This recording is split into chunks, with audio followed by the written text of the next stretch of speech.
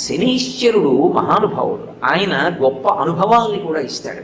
జీవితంలో శనీశ్వర గ్రహం ప్రవేశిస్తే జాతకంలోకి గొప్ప అనుభవం వస్తుంది.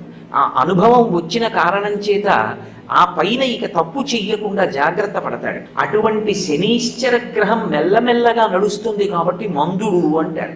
శనీశ్వర గ్రహం ఏళ్ళనాటి శని జాతకంలోకి వచ్చిందనుకోండి, బాబోయ్ ఎన్ని బాధలు పడిపోతున్నానోనండి, ఏళ్ళనాటి శని ఇంకా అంతా ఇంత బాధ కాదండి, తప్తమైపోతున్నానంటూ ఉంటారు కొంతమంది. అది ఆ గ్రహం యొక్క కారకత్వం, అది ఆయన దోషం కాదు. మనం గత జన్మలో చేసుకున్నటువంటి పాపములను శనీశ్వర గ్రహం ఆ విధమైనటువంటి దుఃఖ రూపంలో పోగొట్టేస్తూ ఉంటాడు.